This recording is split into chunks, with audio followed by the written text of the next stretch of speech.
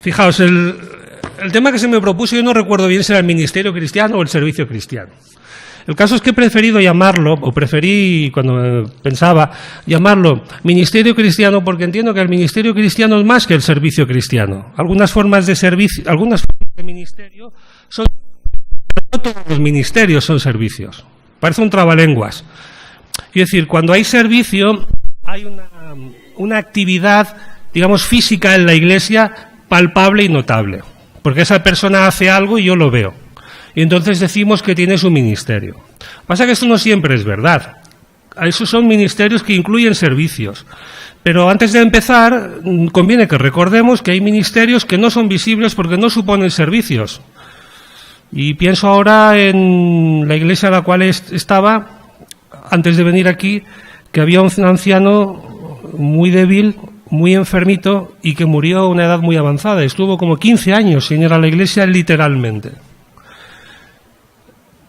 A mí me gustaba visitar a este hombre, que vivía con su esposa en un piso, porque creo que este hombre tenía un importante ministerio de oración y de intercesión por la iglesia, porque controlaba la iglesia no sabes cómo, a través de las visitas que recibía, primero. Y en segundo lugar, creo que ir a ver a este hombre, yo iba, no sé si por ayudarle y hablar con él o por recibir ministerio pastoral, vamos a decir, porque sin ser realmente un pastor, un ministro, más que un laico de la iglesia, era toda una experiencia espiritual ver a este hombre. Y cuando le veamos en el cielo os lo voy a presentar porque es alguien extraordinario. Está con el Señor ya, él y la esposa. Y digo, pues él no servía, pero sí tenía un ministerio. Bueno, solamente esto para comenzar. Quizás para centrar el tema, vamos a definir antes de iniciarnos lo que es la definición que os propongo de lo que creo debe ser el ministerio cristiano. Para sentar las bases. Además me parece que os la he puesto en los apuntes. El ministerio cristiano, a ver, entiendo, y si no, pues mira, levantáis la mano y opináis. Mira, es el conjunto de actividades que cada miembro de la iglesia local ejerce en solitario o en colaboración con otros y que pretende satisfacer necesidades o aprovechar oportunidades que se producen en la iglesia local o su entorno social. El fin último del ministerio cristiano es la edificación de la iglesia, el servicio a otros o la predicación del evangelio. Esto hay que explicarlo, porque si no es un párrafo como demasiado largo. ¿Lo volvemos a leer o no es necesario? Mira, el ministerio cristiano es el conjunto de actividades, porque, a ver, una persona puede tener uno o varios ministerios, entiendo. Por otra parte, son actividades, porque el ministerio se realiza a través de acciones que pueden ser de servicio o no, pero acciones. Hay algo que esa persona hace por esa iglesia y que todo el mundo, todos sus hermanos lo saben. Por otra parte, fíjate que dice cada miembro. Hombre, yo entiendo que idealmente cada miembro de la iglesia al menos participa en un ministerio. Si va todo bien. Naturalmente la condición implícita es que el que ministra debe ser alguien nacido de nuevo, porque si no, no es cristiano y si no tampoco es miembro. Por otra parte, fíjate que dice, lo he dicho, ejerce. Creo que la tenéis en el papel, ¿no? En la definición. ¿Sí? Ejerce. Pues porque el ministerio se realiza de algún modo. Y tiene que ser valorable, tiene que ser visible. Además, entiendo que el ministerio se realiza desde la iglesia local, como he dicho, en solitario, en colaboración con otros, pero en su iglesia local. Porque el servicio se hace desde la iglesia local, hacia el exterior o hacia dentro de ella, pero es desde la iglesia. Yo no concibo, en mi opinión tan solo, pero no concibo un ministerio cristiano en plan Robinson Crusoe. Yo me lo invento, yo me lo imagino y yo lo lanzo. Porque los ministerios son proyectos de la iglesia. Esa es mi opinión. Y no digo que no esté bien que una persona en su casa se ponga a grabar mensajes evangelísticos y los ponga por iniciativa propia en YouTube. Yo no digo que eso sea malo, pero eso es un proyecto personal y entiendo, creo que no es un ministerio de iglesia. Porque un ministerio de iglesia es algo que está implicado en toda una dinámica de crecimiento, de participación, de desarrollo y obedece a un proyecto de esa iglesia en la cual está la persona. Y si yo me pongo a grabar mensajes evangelísticos y ponerlos en Internet, que es muy útil, sin duda, pero eso no es parte de ningún proyecto de nadie, es un proyecto mío loable, pero no es más. Bueno, sigamos, no sé si estáis de acuerdo. En solitario, terminamos con la definición, pues porque los ministerios se pueden hacer de manera individual o de manera colectiva. Varias personas, por ejemplo, la predicación en esta iglesia la ejercen varias personas, pues porque rotativamente van participando en algunos ministerios, son individuales, porque no hay más personas o porque no caben más personas. En colaboración con otros, por esto que comento, porque a veces son cosas de más de 2 personas, y fíjate que los ministerios satisfacen necesidades de la iglesia. Es decir, cuando en la iglesia hay una necesidad, se crea el ministerio. Cuando hay una oportunidad, se crea el ministerio. Si no hay una necesidad o desaparece la necesidad que motivó la creación del ministerio, se puede sustituir o simplemente darlo por terminado. Fíjate que las oportunidades pueden ser la propia iglesia, como dice la definición, sociales en el entorno. Tenemos oportunidad de llegar a algo nuevo, de aportar un nuevo servicio para nuestra congregación o para nuestro entorno social, lanzamos el ministerio. No sé, Internet, por ejemplo. Si los sermones de la iglesia se ponen en Internet, pues eso beneficia a los miembros de esta iglesia, a los hermanos aquí, porque pueden volver a escuchar los sermones cuando entiendan que les conviene y les va bien en casa, y tal vez a otras personas en otros momentos y en otros lugares que se beneficien de ellos. Está bien. El día que eso se entienda que no es importante, pues se suprime y en paz, del mismo modo que se creó. Además, fíjate que el fin último, o sea, estas actividades, este ministerio tiene un fin último, que es, entiendo, triple: o la edificación de la iglesia o el servicio a otros, y fíjate que no especifica quiénes, que pueden ser cristianos o no, pueden ser dentro de la iglesia o fuera de ella, pero la edificación de la iglesia, el servicio a otros o la predicación del evangelio. Estaba pensando y no se me ocurren más opciones, no sé qué diríais sobre este asunto.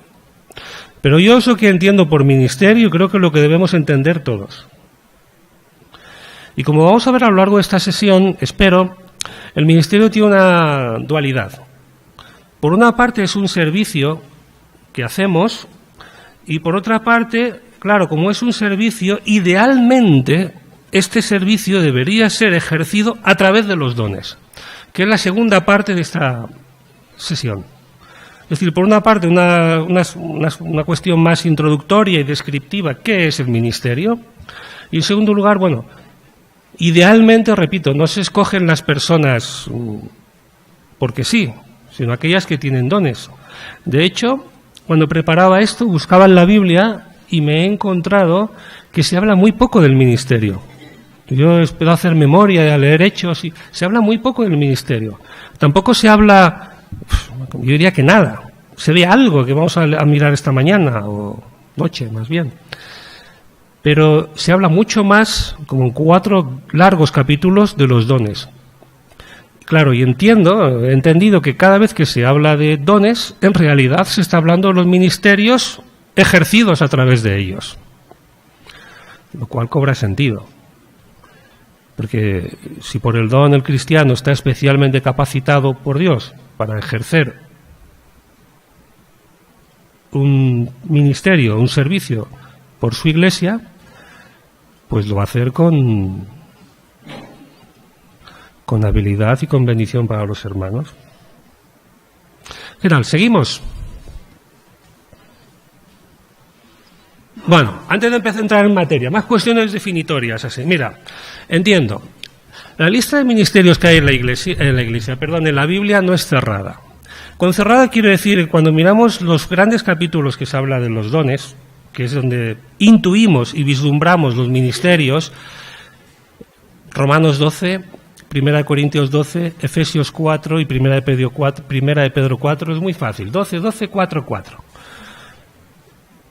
En realidad, allí lo que entiendo, lo que vemos, no es un catálogo de ministerios cerrados. Estos son los que hay para cualquier iglesia en cualquier momento de la historia. Yo creo que no. Ni siquiera creo que la lista de dones, como espero decir al final, sea una lista completa y cerrada. Yo entiendo que los ministerios que se mencionan en esos pasajes son los ministerios principales o aquellos que existían en las iglesias a las cuales iba dirigido aquel escrito, aquella epístola en cuestión.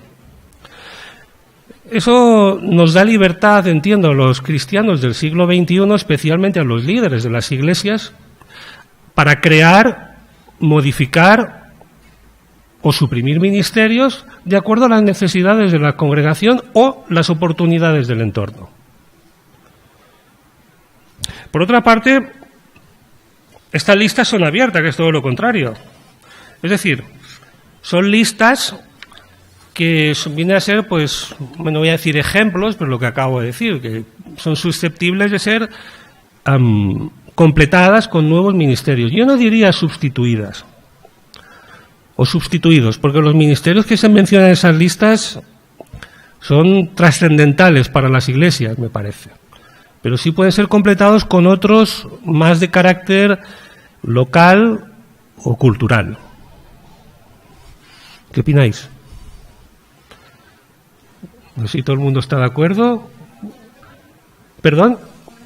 Sí, decía que las listas que aparecen en 1 Corintios, Romanos, Efesios y Primera de Pedro no son listas completas, lo cual da libertad a las iglesias del siglo XXI a 3.000 kilómetros de distancia y 2.000 años después a crear ministerios nuevos, si es necesario. Por ejemplo, páginas web que acabamos de mencionar o no sé, por no poner otro. Eso es lo que yo entiendo. Y os pregunto si os parece bien.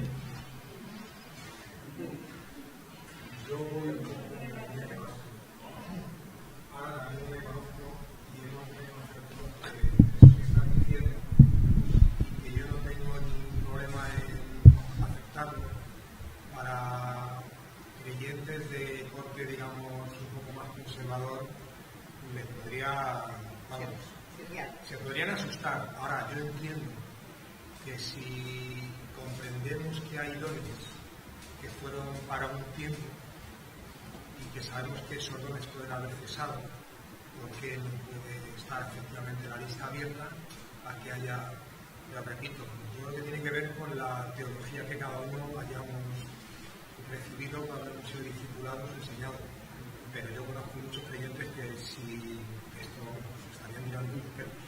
Bueno, pues he dicho al principio que me represento a mí mismo y bueno, respiro aliviado, ¿no? Ver que un anciano de mi iglesia está de acuerdo. Se me ocurre preguntar o plantear, es esto que los ministerios se ejercen dentro de una iglesia local, que puede ser en solitario o en conjunto, y que esos ministerios no están claros que pueden ser abiertos. ¿Qué criterio habría que tener para decir realmente que es un ministerio? Porque pueden surgir ministerios entre comillas que no se ajusten realmente, que sean incluso dentro de una iglesia. Que vayan por libre, ¿quieres decir, las personas? No que vayan por libre, que sea algo fuera de lo que habría que mirar la Biblia para saber si ese ministerio que surge en ese momento. Mira. Bueno, yo estoy pensando en algunos ejemplos que no voy a mencionar por pudor de personas que han hecho de...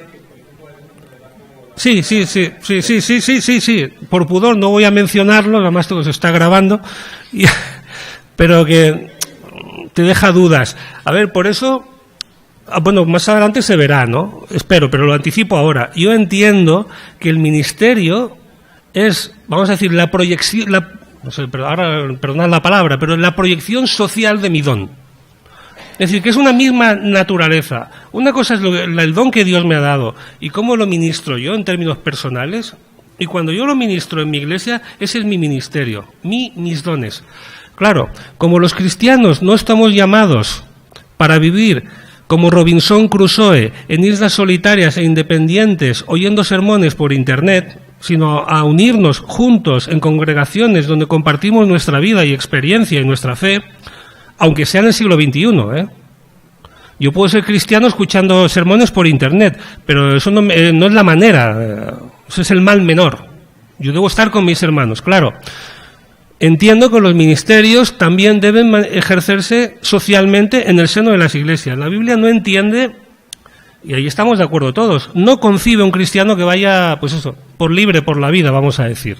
Pero esta no es la pregunta. La pregunta es qué opinión me merece personas que hagan ministerios de, digamos, extrañas aficiones. Yo creo que los ministerios es verdad que están abiertos, pero tales ministerios tienen que cumplir las condiciones que se exigen en la definición, que son edificación de la iglesia, servicio a otros o predicación del evangelio. Porque si no, puedo hacer un ministerio de mi hobby, que es volar cometas. Cuidado, que según cómo huele yo las cometas y el entorno en el que lo haga, puede terminar siéndolo. Podría. Pero en principio, cuando yo me voy a volar una cometa, eso no es un ministerio. Y no creo que deba llamarlo como tal. Ahora, podría acabar siéndolo. Sí, pero que te oiga el micro. Está claro que los ministerios dentro de la Iglesia surgen también porque hay una necesidad dentro de la Iglesia y Dios provee de los dones necesarios para ese ministerio, esa necesidad. Los dones son dados a los creyentes porque en la Iglesia hay la necesidad o en alrededor nuestro hay esa necesidad. ¿Qué se puede considerar un don y un ministerio? Porque esa es la pregunta que tú haces. ¿Qué se puede considerar un ministerio dentro de lo que sería bíblico y sería correcto? ¿Agitar banderas es un ministerio? Por ejemplo, ¿ejerces un don espiritual? Depende. ¿En qué sentido? Si tú vas solo a agitar banderas, seguramente no es un ministerio. Si tú a través de agitar banderas consigues sacar o tener una relación con personas y explicarles el Evangelio, quizás eso sí sea un medio, aunque el don no es, el ministerio no es agitar banderas, el ministerio quizás sí es el don de poder expresar a otros el Evangelio a través de otras actividades. ¿Entiendes la idea básica? Todo depende con el fin de que hagas eso. Si tú te da por dar un taller de pintura en la iglesia, ¿eso qué espiritualidad tiene? Pues, pero igual es un medio para acercarse a personas. Pero ese es un don que se ha utilizado en pintar, porque tú igual pintas bien. Pero al final el don básico es la extensión del Evangelio y la predicación. Bueno, y un detalle, que por la definición mía, perdona, solamente doy mi opinión también, no te contradigo, y es que esté comisionado por la Iglesia. Eso es importante, porque si no, en mi opinión no es ministerio. Pero bueno, es una opinión como otra cualquiera. Es decir, que estés comisionado con la Iglesia y que eso forme parte del proyecto evangelístico, de edificación social, de divulgación, de presencia de tu Iglesia. Entonces es un ministerio. Por eso digo que volar una cometa o agitar una bandera en principio no. Aunque en determinadas condiciones creo tal vez podría terminar siéndolo. Pero así de buenas a primeras no. Pero bueno, en mi opinión, tan solo. Sigamos, que se nos va el avión. Mirad, cuidado, y aquí la cosa se va a complicar más, pero como soy libre de opinar, yo creo que no todos los ministerios, hermanos, son igualmente importantes. Y aquí conviene que me explique bien. No todos los ministerios son igualmente importantes, porque el controvertido pasaje de 1 Corintios 12 recuerda que dice que procurad, pues, buscar los dones mejores, mas Dios muestra un camino más excelente, y comienza con el amor en capítulo 13. Claro, si hay dones, es controvertido, pero si hay dones mejores, tal vez haya ministerios. Yo no voy a decir mejores, pero voy a decir superiores o más importantes. Y me explico. Yo creo que hay dos tipos de ministerios en toda Iglesia. Y es la tesis que sostengo y la propongo aquí delante vuestro. Lo que yo llamaría ministerios esenciales y lo que yo llamaría ministerios circunstanciales. Los primeros, los esenciales, son ministerios sin los cuales una Iglesia no puede sobrevivir. O va a sobrevivir, a tiempo limitado. Y además son definitorios de la naturaleza de la Iglesia. Los otros, los circunstanciales, son aquellos que las iglesias van creando y eliminando de acuerdo a sus intereses o su entorno social. Por ejemplo, en Alcalá hay iglesias que hemos conocido, hermanos que tienen ministerios que nosotros no tenemos. No pasa nada, porque la visión de esa iglesia es distinta en determinados aspectos. Para mí, esos ejemplos son de ministerios, lo que he dado a llamar circunstanciales. ¿Cuál es la diferencia entre uno y otro? Claro, porque propongo que las listas que aparecen en la Biblia son ministerios esenciales, que toda iglesia debe cubrir. Si no todos, casi todos. Porque fíjate, son ministerios que tienen que ver con comunes a todas las iglesias del mundo y la historia. Tienen que ver, punto 4. Esto es una lista, solo mi opinión, esto lo he escrito yo no lo copié en ningún sitio, a lo mejor no pasa nada si no estás de acuerdo. Tienen que ver con las personas y su edificación o pastoreo. Son los ministerios más importantes porque suelen ser imprescindibles. Suelen ser mencionados en la Biblia en algún momento: la predicación del Evangelio, el pastoreo, el cuidarnos unos de los otros, toda la cuestión espiritual, eso sí, ahora lo digo bien, de la congregación. Requieren un alto grado de madurez por parte de los hermanos que los practican, porque lamentablemente no toda la congregación es capaz de administrar estos ministerios, porque no tiene la capacidad, espiritual, seguramente, para desarrollarlos.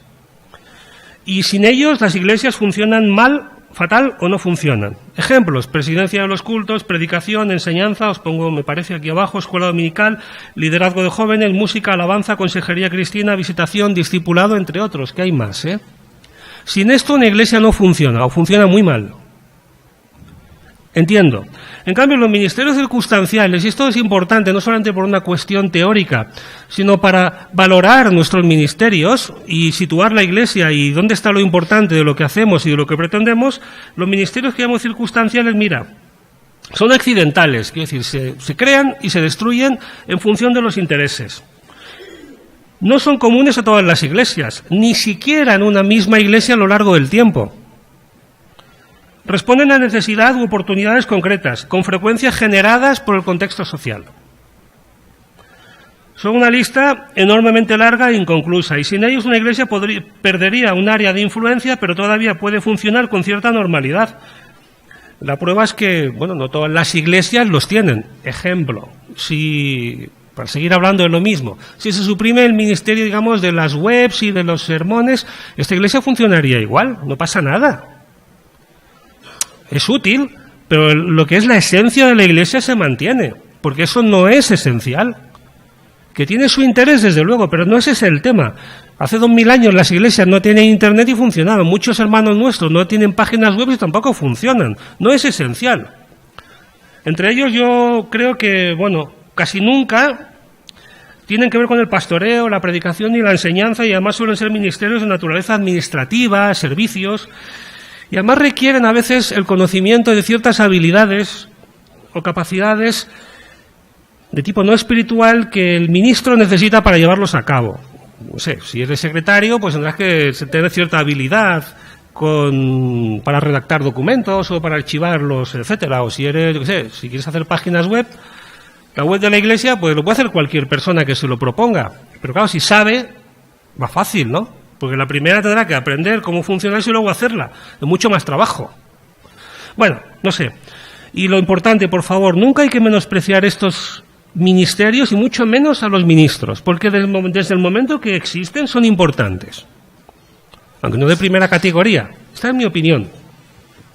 Ejemplos: desayunos, cafetería, limpieza del local, mantenimiento de las redes sociales y de las webs, la obra social, la biblioteca, secretaría, sonido y servicios audiovisuales, etcétera. Bueno, esto es importante, digo, para centrar y para priorizar los intereses de la Iglesia y sus ministerios.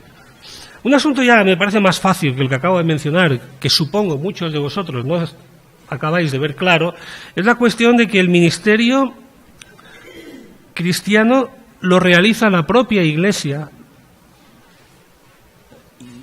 a través del cristiano que lo ejerce, en mi opinión. Claro, por eso yo ponía esta condición, a través de la congregación. Me explico.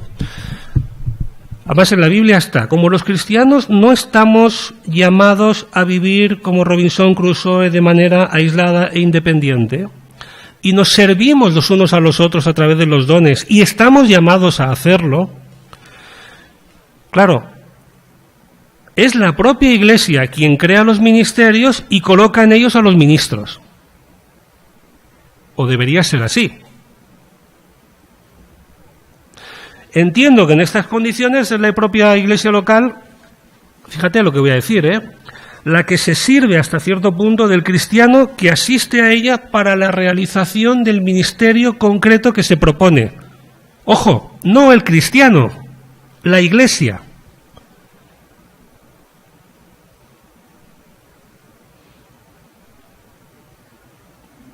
Esto no quiere decir que la Iglesia no pueda aprovechar los dones de un hermano o hermana incorporado a la congregación y crear ministerios aprovechando esa oportunidad. Pues justo lo que acabo de decir en la definición. Claro que podría, pero es la Iglesia que aprovecha el recurso para crear el ministerio, que es distinto de yo que llego aquí, instituyo el ministerio porque tengo los dones.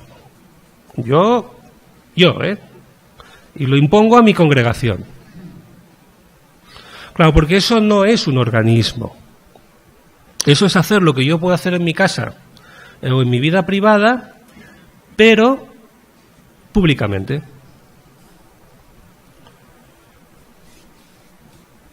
Bueno, me estoy mojando hoy, como veis.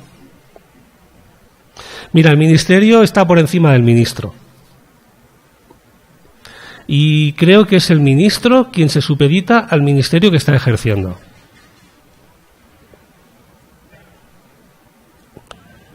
Es más, la exigencia no es tanto con el ministerio, pienso, sino con el ministro. Es el que ministra a sus hermanos en un ministerio quien tiene que estar a la altura de ese ministerio. No necesariamente de las expectativas de la congregación, sino de ese ministerio tal cual ha recibido la comisión y honestamente entiende delante de Dios qué es lo que debe hacer. Eso tiene varias consecuencias. La primera, y hablo a los ancianos y pastores. Bueno, aquí solo hay ancianos hoy, además son los míos. Sí, solo hay 3, ¿no? Mira, a los ancianos, creo que los pastores ancianos deben, vamos a decir, observar su congregación y escoger y seleccionar de entre la Iglesia a aquellas personas con dones y capacitación que Dios coloca en las congregaciones para ejercer los ministerios para los cuales están capacitados. Claro, porque un laico como yo nunca debería hacer eso. ¿Te parece bien? ¿Suena razonable? Por otra parte, tiene otra consecuencia, fíjate, atención, y esto levanta, esto es muy bonito en el papel, pero a la hora de la verdad, ¡buaf! Los ministerios, en cierto modo, son propiedad de la Iglesia y comisiona a personas para que los ejerzan. Pero, del mismo modo que son nombradas, esas personas y ejercen los ministerios, pueden ser cesadas.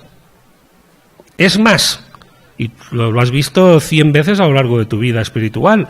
Los ministerios, afortunadamente, duran más que las personas que los ejercen, porque Dios levanta personas que coloca al frente de esos ministerios en las iglesias.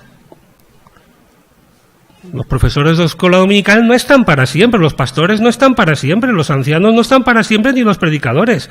Pero Dios levanta personas que se colocan en esas posiciones y asumen esas responsabilidades. Pero claro, fíjate que no necesariamente el final del ministerio, y esto es lo duro de mi afirmación esta noche, entiendo que no necesariamente el final del ministerio debe ser un final, digamos, natural, o digamos una renuncia o dimisión por parte del ministro. Del mismo modo que ese ministerio fue creado por la Iglesia entiende tal vez que esa persona no deba seguir adelante. Esto en el papel es muy fácil de contar. En la experiencia, ¿cuántas personas has visto marcharse de la Iglesia, además en medio de una gran polémica, porque la Iglesia entendió que no debían seguir adelante con los ministerios que hacían? Porque yo he visto varias, muchas, hasta con escándalos públicos. Porque humanamente surgen apegos extraños.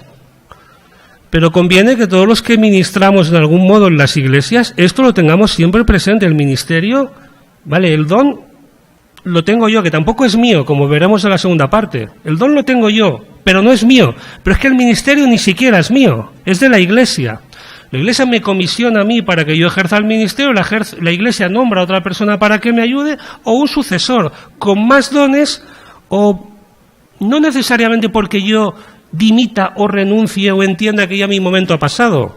Puede ser así o no, porque tampoco dice la Biblia que estos ministerios sean vitalicios. Pero claro, esto está muy mojado de opiniones personales, ¿no? Por eso, perdón, sí. Comentaba que de la misma forma que el ministerio fue creado por la Iglesia, ahí yo creo que nosotros no estamos de acuerdo. La Iglesia, la que ve, digamos, es el ministerio y lo usa, porque el ministerio lo da Dios, eso entiendo yo. No es que lo cree la Iglesia, sino que la Iglesia lo ve. En el sentido porque ya lo está ejerciendo, porque Dios lo ha dado y lo usa. Es lo que yo creo. No tanto que la Iglesia cree ese ministerio y se lo dé a una persona, sino que esa persona, la Iglesia ve el ministerio de esa persona, que de hecho ya lo está ejerciendo y lo usa. Y lo tiene que hacer desde la Iglesia, vamos de acuerdo. Pero no que la Iglesia cree ese ministerio y se lo dé a una persona. Si entiendes, digo esto. Bueno, no sé qué pensáis. Yo creo que eso no está en contradicción con lo que estoy diciendo. Porque entiendo que la congregación, especialmente, como, bueno, dentro de poco le iba a decir, cuando me refiero a la Iglesia, lo siento, tampoco me refiero al conjunto de los asistentes a la congregación, ni siquiera a todos sus miembros. Tal vez sí, tal vez no. Pero entiendo que las personas que toman esas decisiones son, como en mi caso, afortunadamente en mi iglesia, son personas que buscan a Dios con aciertos y con errores, pero honestas y de integridad. Y entiendo que cuando deciden tomar la decisión, y no es porque estén mis ancianos aquí, cuando deciden crear un ministerio, primero lo han hablado entre ellos y creen que es mejor para la iglesia y creen que es la voluntad de Dios. Es decir, creo que todo está en sintonía.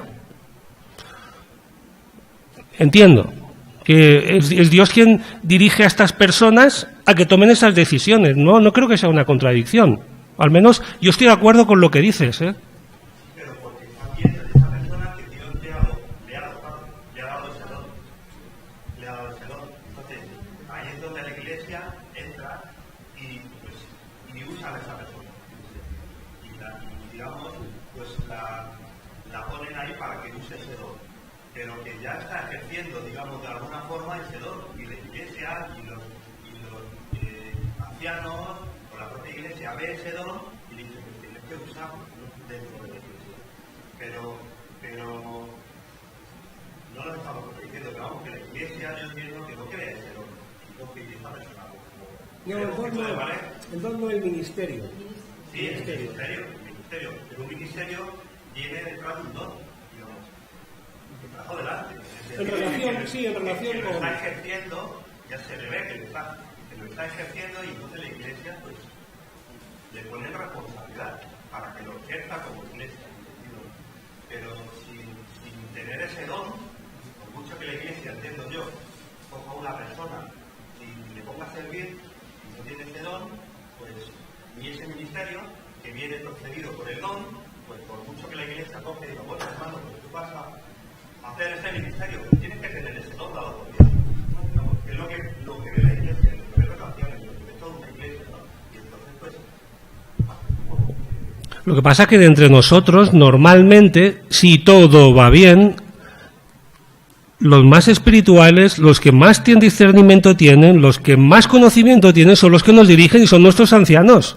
Y yo confío en ellos. Y no, me da un poco de pudor, pero es lo que creo, honestamente. Creo que tiene que ser así, y afortunadamente en mi caso es así. Entonces, yo no veo contradicción entre lo que propongo y lo que tú dices. Quizás son dos aspectos de una misma cuestión. Hay que aclarar, y creo que lo ponen los apuntes, cuando yo digo iglesia, bueno, lo digo ahora. Cuando yo me refiero y hablo de iglesia, no me refiero al conjunto me refiero al conjunto de la congregación, desde luego, pero cuando digo nombra a la iglesia, lo siento. Ya sabéis que yo demócrata tengo bastante poco y lo digo públicamente. No pasa nada, no pasa nada. Ahora, mi opinión es que eso no debe ser así, en el sentido que no es la asamblea quien nombra ni todos los asistentes. Yo creo que esas personas íntegras, honestas, que la iglesia reconoce como sus líderes, ellos asumen la responsabilidad y toman las decisiones. Eso no significa que no consulten a la congregación, aunque esto se va hacia otro tema, que no me gustaría ya que opinasen y hablasen. Pasa, me siento en libertad de decirlo. Esas personas son las que toman las decisiones, y eso no significa que la Iglesia no puede... Yo, como laico, eso no significa que no tenga derecho de ir a mis ancianos a decirle una opinión o una queja, ni ellos el honor o la oportunidad de pedirme consejo. Es que una cosa no está contra la otra, pero al final la decisión creo que es de ellos y debe ser de ellos. Y ellos, esas personas, honestamente, me da vergüenza un poco hablar así delante de vosotros, pero son las que deben tomar las decisiones. Estamos muy... Ya, pero es que no me gustaría hablar de esto porque no es el tema hoy. No, por favor, perdón. Solo dejadme el privilegio de que, ya que yo doy la sesión... Sí, perdón, Ángel, y otro día o al final... Pero... No, de esto no va, Javier, por favor. Bueno, entonces Ángel también. Porque es hablar de los ministerios, entonces, y de los dones. También los pastores son ministros, y lo son porque tienen un don. Sí, efectivamente. Entonces, yo creo que lo que indica Vicente es, y yo creo que no está, como tú bien señalas, no está en contradicción con lo que tú estás diciendo. Los dones no los da la Iglesia. Los dones no los dan los pastores, los dones los da Dios. Claro. Y entonces, Pero hablamos de ministerios también. eso es, sí. ¿Quién reconoce esos? Voy a hablar un segundo de dones. ¿Quién reconoce esos dones? Bueno, esos dones los da Dios, pero los reconoce la Iglesia. Sí. Y entre esos dones también está, pues, el don de supervisor, de anciano.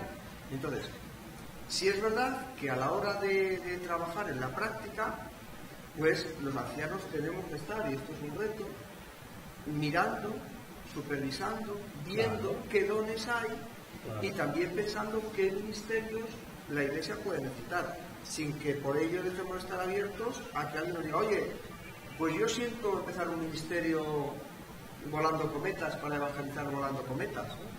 Pero que yo creo que los ministerios no se contradicen los unos a los otros, sino que se complementan. Sí, pero fíjate que he dicho que el propio laico puede ir a sus ancianos y proponer un ministerio. Yo lo vería bien, pero no es el laico quien crea el ministerio. No soy yo quien lo crea ni lo decide. Yo os lo propongo, lo aprobáis y se hace o no. Esa es mi opinión. Y ahora, Ángel, que no sería justo privarle, después de Javier, Ángel. Es decir, que no podría alguien llegar a una iglesia o en una iglesia local y decir, voy a empezar un ministerio sin tener en cuenta, pues, qué es lo que piensan sus ancianos, que tendría que contar con ellos. Si es... Vale, perdona, Yo tengo mucho temor del Señor con lo de las decisiones que tienen que tomar los cristianos y con las decisiones que tiene que tomar la propia Iglesia. Recuerdo el texto de los Hechos de los Apóstoles, cuando son los líderes de la Iglesia, por decirlo de alguna manera, los que proponen, le dicen a la Iglesia, buscad entre vosotros a ciertas personas. La Iglesia busca a esas personas, pero al final, digamos que la última decisión está refrendada por los líderes de las iglesias, en este caso los apóstoles. Yo entiendo que los ancianos tenemos la obligación de velar por estas historias y proponer a la Iglesia algunas veces ciertas cosas. Ahora, las últimas decisiones, dependiendo de qué tipo de decisiones sean, pues hay algunas decisiones que requieren de que personas a las que se les presupone más madurez, más sabiduría, más conocimiento las tomen, y otras pues a lo mejor tienen que tomarlo las propias iglesias. Luego la iglesia pienso en la asamblea, con todos los miembros, y recuerdo el texto ese que dice que la multitud de consejeros está la sabiduría, la razón, la verdad, etc. Entonces, o sea, yo no tengo una norma para seguirla 100 veces. Unas veces tengo que apoyarme en una situación y otras veces en otra. Y entonces, echar una línea y decir esto funciona de esta manera, a mí me da miedo. Prefiero ir con mucho cuidado y con mucha prudencia, buscando la voluntad del Señor. Y cuanto más estemos ahí, pues, creo que será más oportuno y más sabio.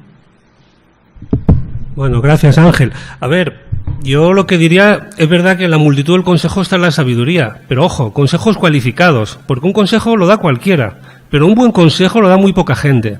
Entonces, son los buenos consejos los que merecen ser escuchados porque son los que cambian vidas. Eso es la objeción que yo diría. Y por otra parte, a ver, las iglesias también pueden decidir cosas en la medida en que los ancianos,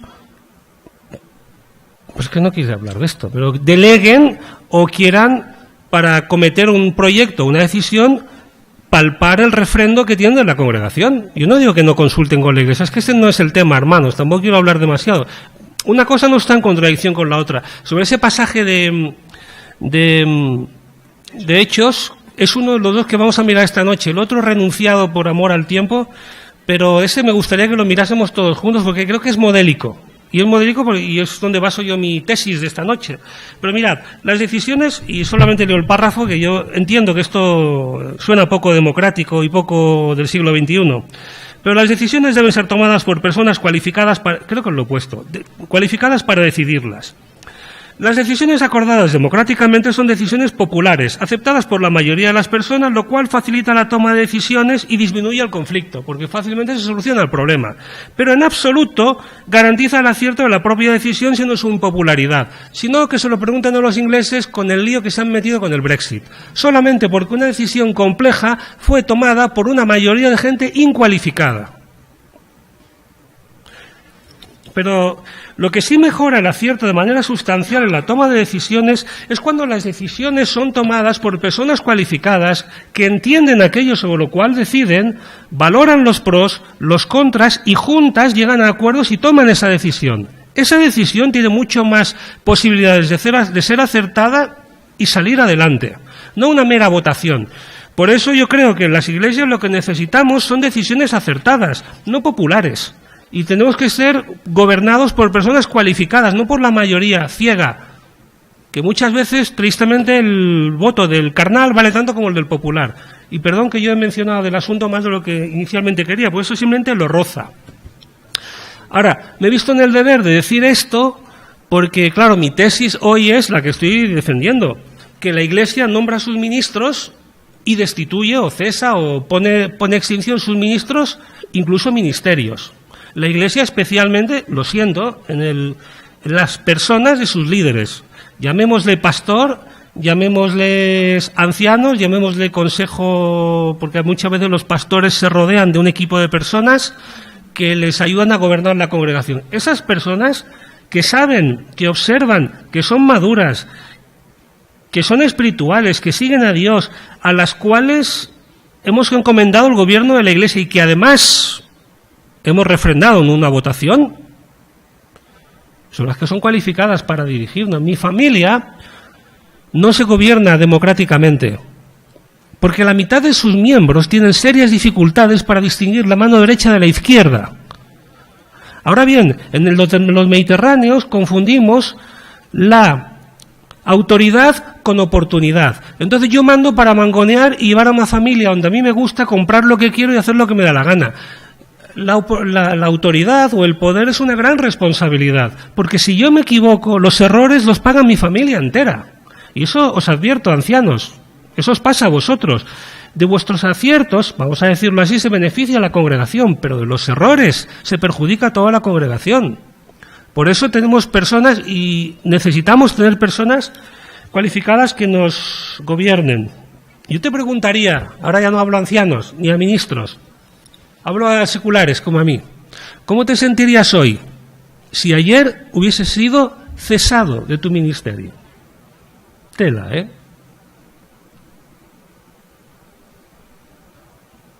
Me han dicho, pero podría pasar.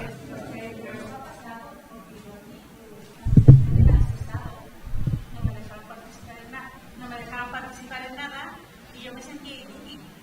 Entonces, pero después, en oración y con profunda oración, he buscado Dios. Y obviamente no soy imprescindible, pero para Dios soy necesario. Pero esa es la pregunta que he hecho. ¿Cómo te sentirías hoy si ayer hubieras sido cesado en tu ministerio? ¿Abraham quería decir algo? Es que no te oigo bien. No, que suena un poco fuerte la palabra esa de cesar. Claro, es que estamos usando términos que quizá no sean los más apropiados de la iglesia. Yo como pastor, perdóname, pero Pues está bien. de terminología, yo no puedo cesar a nadie. Ni Javier ni ningún consejo anciano. Podemos enfocarlo de otra manera. No estoy hablando de otra cosa distinta, no sé. Yo les puedo decir, por ejemplo, yo estaba en una iglesia en la que tenía un señor al cargo de la alabanza que lo hacía X. Y apareció por ahí otro hermano que lo quería hacer 1000 veces mejor que él. Pero a mí no se me puede decir que, mira, te voy a cesar porque hay una persona que lo puede hacer mejor que tú. Estuvimos aguantando montones de años a ver si lo comprendía y le daba paso a otro. Como él lo dijo, pues ahí lo dejamos. Porque es que estamos hablando de personas, estamos hablando del cuerpo de Cristo. Entonces, cesar a una persona para poner a otra. Pero Ángel, eso es distinto. Porque tampoco están, a ver, uno tenga más cualificación, tal vez podían convivir, pero no se puede. Pero yo pregunto, ¿no se puede o incluso no se debe cesar en determinados casos, y me puedo inventar ahora uno, por el cual alguien que está al frente de un ministerio puede ser destituido ipso facto? Y no hace falta que atraque un banco, ¿eh? ¿Estamos todos de acuerdo, por favor?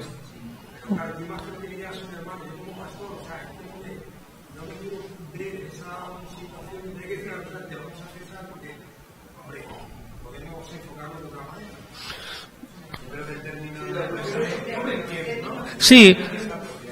Bueno.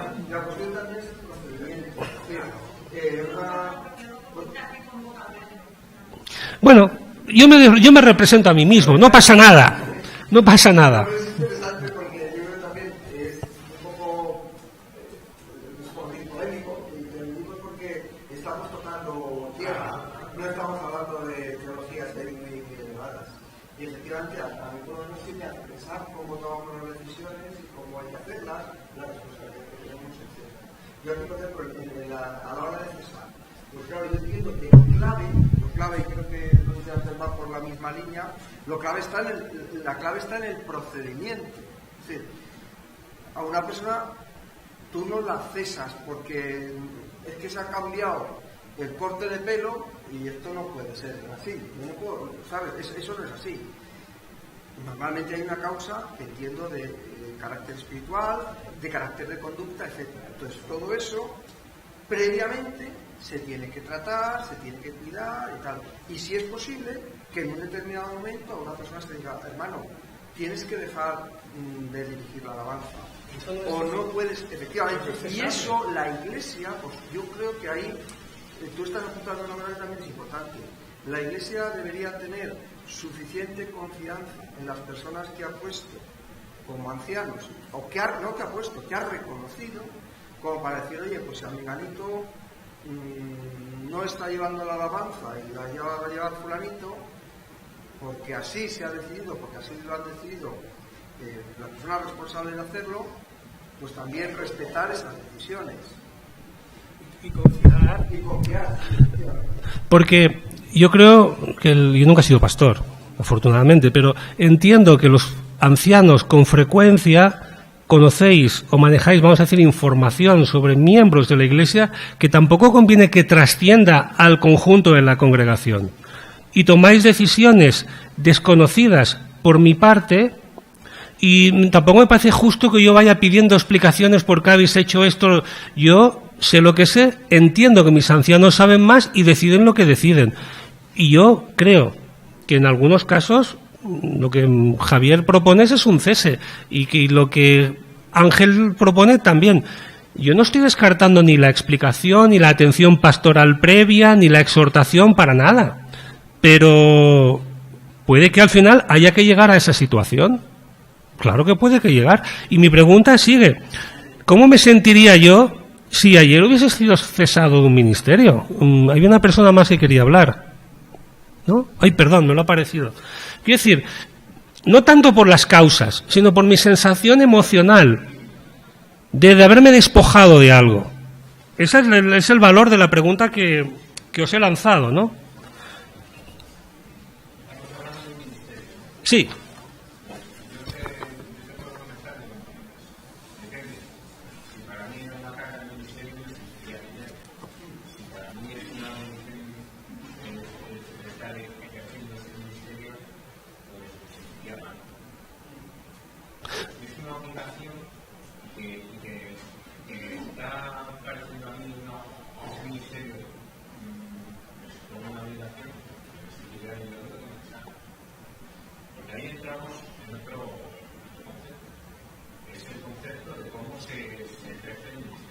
Claro, eso viene después y ya me parece que no vamos a llegar. Pero claro, es que muchas veces la psicología de las personas nos lleva a desarrollar apegos, nos realizamos, ganamos protagonismo, visibilidad ante la congregación, nos sentimos... Eso es humano, ¿eh? Y a todos nos pasa. Y cuando todo eso, cuando acabas con un ministerio y tú no eres quien renuncia, muchas veces se nos cae el mundo encima. Por eso yo podría decir ahora 3, 4 historias de personas que fue un desastre grandioso en sus vidas cuando se les cesó o se les invitó a que renunciasen a sus cargos, que es lo mismo, y marcharon de la Iglesia. Ojo, en 4 momentos y situaciones distintas, no estaban juntas, ¿eh? Tenemos los dones espirituales, ¿no? Que son aquellos que después ejercen en un ministerio. Pero, a su vez, cuando vemos Corintios, y seguimos con el capítulo 13, dice fe, esperanza y amor. Y si después seguimos leyendo, vemos que los frutos del Espíritu son amor, gozo, paz, paciencia. Todo eso está relacionado al final con los dones espirituales. Los dones espirituales hay que ejercerlos de determinada manera. Y esos dones al final se convierten en un ministerio. Que la expresión del ministerio puede tener diferentes operaciones, como dice también el libro de Corintios. ¿Cuáles son esas operaciones? Tú dices, voy a hacer un coro, o vamos a hacer un coro en la iglesia, o voy a enseñar fotografía en la iglesia, o voy a hacer no sé qué. Pero ese, ¿qué fin tiene? ¿Qué fin tienen todas esas operaciones? Al final esas operaciones pueden ser ministerios si son ejercidos con un don espiritual que sobre esa operación y ese ministerio ejerce una influencia espiritual entre las personas. Entonces, cuando nosotros estamos ejerciendo un ministerio, ¿cómo debemos ejercer el ministerio? ¿Cómo nos debe resultar ese ministerio? Si nosotros tenemos ese don espiritual, ¿qué debemos expresar en ese ministerio? Fe, esperanza, amor y los frutos del Espíritu Santo. Porque se supone que nosotros somos creyentes y que debemos de tener esos dones espirituales. Y esos dones espirituales son los que ejercemos en los ministerios. El que viene a barrer lo tiene que hacer por amor. Si te es una carga, igual que te dejen de decir deja de barrer, va a ser una bendición para ti. ¿O no? Pero igual eso, igual en todo. Flor. Yo lo que decía ante la pregunta, tal vez lo más espiritual sería preguntarse por qué me piden que deje de hacer ese ministerio. Esa es la pregunta del millón, perdona que intervenga. Esa es la pregunta del millón. ¿Por qué? Entonces, así sí que puedo aprender algo, ¿no? ¿Por qué? Tal vez es porque no pasa nada, sino porque ese ministerio ya no hace falta en la Iglesia, pero puede ser porque mi conducta no sea la apropiada, o mi madurez, o mi don no es el apropiado para hacer ese ministerio. Entonces lo importante será preguntarme por qué me han pedido, como César se nos ponen los pelos de punta, por qué me han pedido que deje de hacer ese ministerio. Eso es como deberíamos de reaccionar los creyentes. Eso es una buena forma de reaccionar. ¿Por qué? Pues voy a mirarme a mí. ¿Por qué? Tal vez porque mi comportamiento no es el adecuado.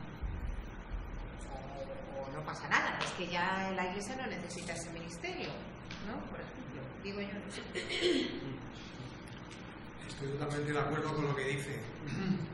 El problema es que eso que dice ella, que es lo ideal, es muy poco frecuente. Muy difícil. Y en 20 años de ministerio he tenido que hablar con algunas personas para que dejaran algunos ministerios y mi mujer está de testigo. Yo no me he encontrado con nadie que lo haya afectado, como dice Flor. Por eso he hecho esta pregunta. Por la cuestión psicológica, emocional de las personas. Por eso he hecho este comentario y conozco 4 casos estrepitosos. Por eso he hecho este comentario. Pero bueno, sigamos, hermanos, sigamos. Perdón, no, solo una palabra. Que todos los dones, tanto el que barre como el que hace cualquier otro tipo de ministerio en la Iglesia, porque tiene un don que Dios le ha dado para eso, como el que supervisa, que también es un don, todo esto tiene un marco. Entonces se nos dice que busquemos, que anhelemos, que deseemos los mejores dones. ¿Sí? Pero dice Pablo, pero yo os enseño un camino más excelente. Y luego ahí viene después todo 1 Corintios 13. Entonces yo creo que esa palabrita es la que quería añadir, la palabra amor. Efectivamente, tanto el que sirve como el que tiene la obligación a veces de supervisar el servicio del ministerio en la Iglesia está en un marco, además del de su don, un marco que es un poquito más amplio también, que es el marco del amor. Gracias, Javier. Y bueno, creo que lo he mencionado, pero si no lo digo ahora, por favor, nadie es más digno que nadie en esta Iglesia, ni en esta ni en ninguna. No estamos hablando de dignidad. Todo cristiano es igualmente digno o igualmente indigno porque tiene el mismo origen y tiene el mismo padre. Estamos hablando de rangos, o de autoridad, si queréis, o de, en fin. ¿Por qué no saltamos todo esto y vamos al modelo del nombramiento de ministros, que me parece precioso y clarificador? Hechos, y aquí estaremos todos de acuerdo, porque está en Hechos capítulo 6. ¿Lo miramos? Venga, lo hacemos entre todos aquí de viva voz. Hechos capítulo 6, versículos 1 a 6. Además, la palabra lo deja súper bien explicado.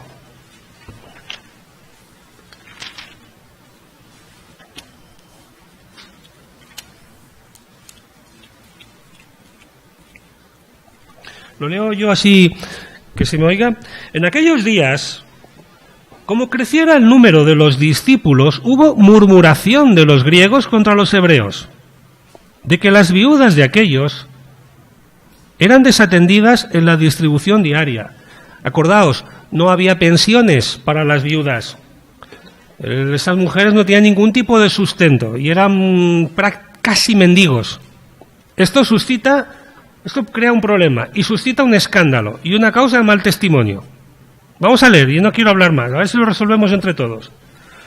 Entonces los 12 convocaron a la multitud de los discípulos y dijeron: no es justo que nosotros dejemos la palabra de Dios para servir a las mesas. Buscad, pues, hermanos, de entre vosotros a 7 varones de buen testimonio, llenos del Espíritu Santo y de sabiduría, a quienes encarguemos este trabajo. Y nosotros persistiremos en la oración y en el ministerio de la palabra. Agradó la propuesta a toda la multitud y eligieron a Esteban, varón lleno de fe, y del Espíritu Santo, a Felipe, a Procoro, a Nicanor, a Timón, a Parmenas y a Nicolás, prosélito de Antioquía, a los cuales presentaron ante los apóstoles, quienes orando les impusieron las manos. Ahora, aquí, juntos, ¿qué principios crees que se mencionan en este pasaje, o se vislumbran en este pasaje, que nos deberíamos fijar y aplicar a la hora de nombrar personas o ministros que sirvan en nuestras congregaciones? Fíjate, se antepone más la condición espiritual que la cualificación técnica, porque no pide buenos administradores, no pide gente con habilidades sociales y con capaz de hablar con la gente, pide gente de integridad y de valía espiritual. Más, gracias.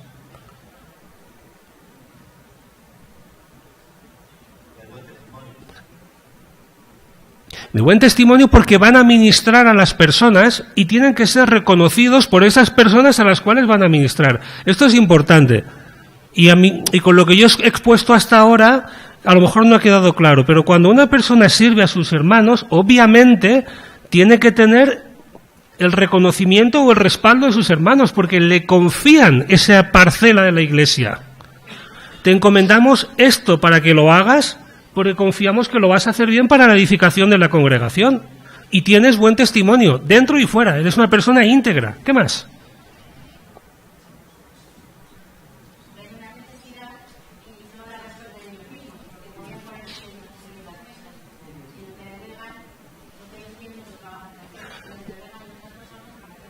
Pero fijaos, los ancianos, los apóstoles en este caso, ven, se dan cuenta. A ver, si ven, gracias Ruth, es porque miran, porque estaban supervisando la iglesia. Y como ven algo que no funciona, pretenden mejorarlo. Entonces, primero la supervisión de los líderes. Está lo que han mencionado, el aspecto de la delegación. Es decir, no se cargan ellos con todo, sino que delegan en terceras personas. Incluso delegan la propuesta de las personas. Pero las personas que van a escoger no son ellos, porque ya de entrada se excluyen del nombramiento. Este es un principio. Las iglesias tienen que ser integradoras. Todos tenemos un espacio donde colaborar en el proyecto de nuestra iglesia. Y nuestros pastores, de un modo u otro, delegan o confían, a veces el nombramiento, a veces no, de las personas que van a intervenir. Más principios que veas. Gracias.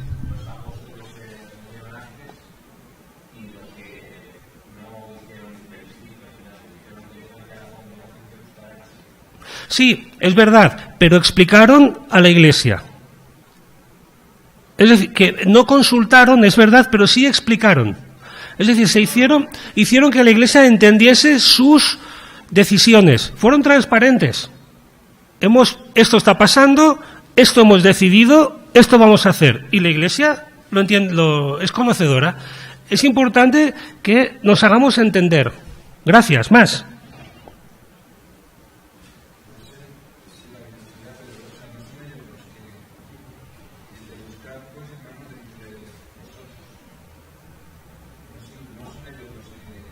¿No lo nombran ellos? ¿O sí? ¿Sí o no? La Iglesia busca de entre ella misma y propone los nombres a los ancianos. Perdón, apóstoles. Al final, ¿quién nombra? ¿La Iglesia o los apóstoles? Los apóstoles le ponen las manos, son ellos los que reconocen. Claro, esto está sujeto a interpretación, yo lo entiendo. Podemos pensar dos puntos de vista. La Iglesia escoge y los apóstoles reconocen, o podemos pensar la Iglesia propone y los apóstoles escogen. Yo entiendo, claro, con la tesis que traigo esta noche, que es más bien lo segundo. La Iglesia propone y los apóstoles escogen. Bueno.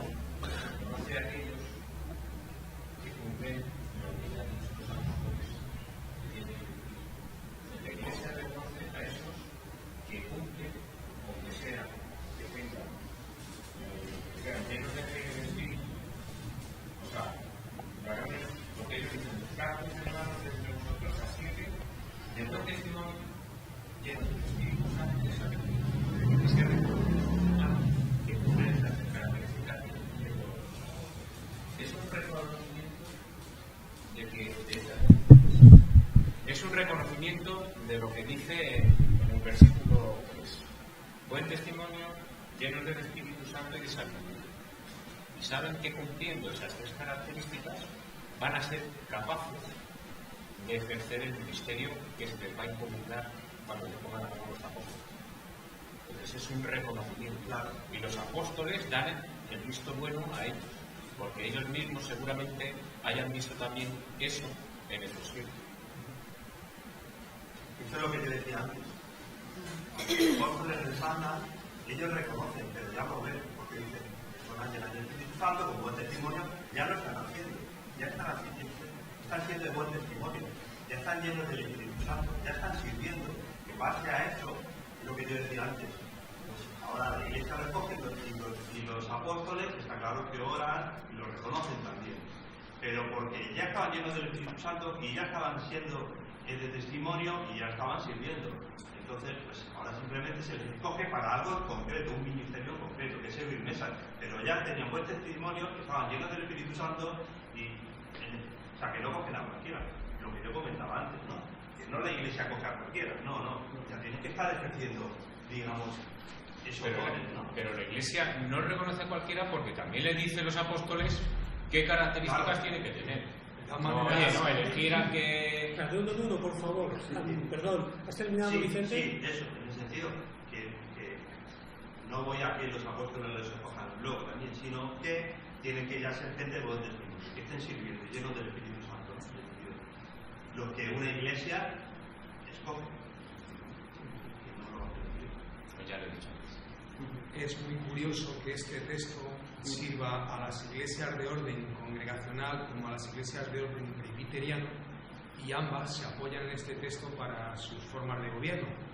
Y al final, en definitiva, dices tú aquí muy bien además, en el punto 5 abajo, en conclusión, la Iglesia propone y los apóstoles nombran. De cualquier manera, como los apóstoles son parte de la Iglesia, de una forma u otra, es la Iglesia la que reconoce a esas personas. Y si la Iglesia se equivoca y propone a alguien inadecuado para el ministerio, ¿qué hubieran hecho los apóstoles? Afortunadamente no fue el caso. A mí... Contesto la segunda pregunta, aunque iba a dar una nota de minita. Hombre, si tú delegas en algo la responsabilidad de hacer algo, esto lo leí una vez en un libro y dije, no sé si sería capaz de hacer esto, pero me pareció muy sabio. Si tú delegas en alguien la responsabilidad de hacer algo y esa persona decide lo que sea, pero tú has delegado esa responsabilidad, pues... Ajo y agua. Sí. Delegas a un grupo de hermanos la responsabilidad de pintar las paredes de la iglesia y de organizar esto. Y resulta que cuando llegas el domingo al culto está pintado de rosa. Te llevas las manos a la cabeza y dices...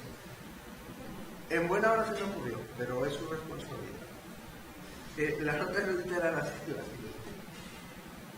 Esto de elegir dice episkepsaste, que viene de escopeo o algo así, que significa como investigar, supervisar, es la misma palabra donde viene episcopos. Supervisar, investigar quién de entre vosotros, de vosotros, sacándolo de vosotros, son las personas que tienen estos requisitos llenos del Espíritu Santo, buen testimonio, para hacer esta labor. Entonces, cuando la Iglesia ha investigado, pues los ancianos ponen las manos. ¿La casuística cuál podría haber sido? Pues hubieran elegido a los peores, y que los apóstoles hubieran dicho, uy, estos no, que tienen a Satanás, o la casuística no sabemos cuál es. A lo mejor no se hubieran puesto las manos.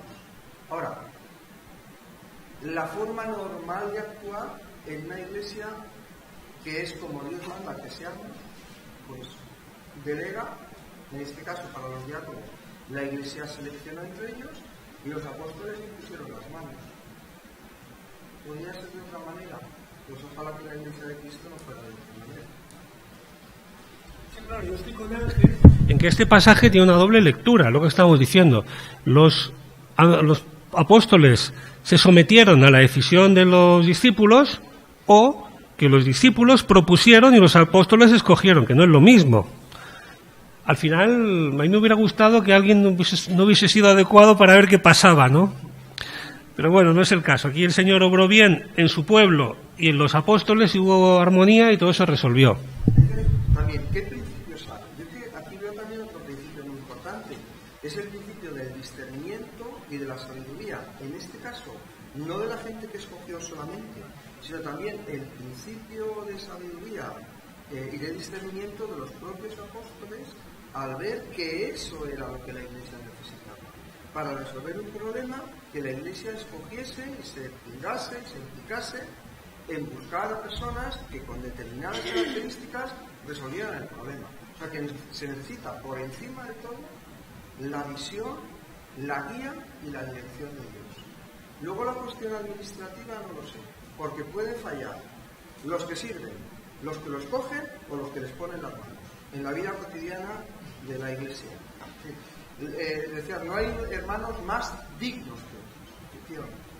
Pero yo creo que en cuanto a santos, eso lo juzga el Señor. Entonces, y en cuanto a pecadores también, todos somos pecadores, todos podemos meter la pata. Y bueno, pues el Señor nos ayude en todo este tema. Ahora, buscar exactamente cuál es el procedimiento, cuál es la forma, pues igual no siempre es la misma, igual no para todos los casos tiene que ser igual. ¿Vamos a cambiar una bombilla en la iglesia? Pues mira, los ancianos yo creo que mejor nos callamos y buscamos a alguien que sepa de bombillas y que elija cuál es la bombilla buena. Otras cosas a lo mejor las tiene que decidir la congregación y otras cosas las tendrán que decidir los ancianos y otras cosas el equipo de trabajo. O sea que cada decisión, dependiendo de lo que sea, puede tener un lugar, un espacio de decisión o de resolución. No, yo solo... Perdón, Vicente. Bueno, en este caso no se ve en un momento dado la decisión que se tomó fueran fallidas, luego no, pero en la Biblia sí se ve en muchos casos. Si el procedimiento es este o parecido, como dice Javier, mejor no era el mismo procedimiento en todas las situaciones de las iglesias, ¿no? Para la gente, pero sí ve como Pablo, como cita a muchos hermanos que al final le han dejado, que esos no se eligieron con esos procedimientos, los escogería la iglesia y los apóstoles o los ancianos orarían por ellos y tal. Y Pablo se queja y se duele por muchos hermanos que le han dejado solo con ese cuanto y los cita su nombre. O sea que claro que se ve, porque decía Javier, no somos perfectos y claro que fallan. Aunque en un momento dado pues nos escojan creyendo, pues que están llenos del Espíritu Santo, que están haciendo de buen testimonio, pero la gente cambia, peca y tal. Y sí, claro que el Nuevo Testamento está lleno de fallos, de gente que al final pues se va por otros derroteros. Es decir, o sea que en este caso no, pero la Biblia está llena de casos que sí. Y el procedimiento, digo yo, que sería el mismo, si lo establecieron, ¿no? De todas maneras, ahora lo que diría un entrenador del coaching, es que los apóstoles lo que hicieron fue buscar la solución donde salió originalmente el problema. Porque aquí lo que dice es que había murmuraciones en contra de los hebreos de que no repartían a las viudas griegas. Entonces busca dentro de la congregación la solución. Decir, bueno, ahora vosotros elegid a 7 para que se encarguen de solucionar ese problema. Bueno, yo me he pasado bien en este rato y me sabe muy mal. La segunda parte la dejaremos para tal vez, quién sabe cuándo. y bueno, dejamos aquí. La segunda parte creo que es más sencilla porque es relativa a los dones, menos controvertida y son cosas más próximas. Además, afortunadamente en nuestra iglesia lo hemos estudiado recientemente con Corintios. Yo creo que es un buen momento para dejarlo o cuando menos para seguir dialogando ahora, pero no sin avanzar más en la clase. No sé si hay más participaciones. Sigamos, hermanos, pero relajémonos. La exposición se ha terminado. Pues si alguien tiene que decir algo, que lo diga ahora, o si no, mientras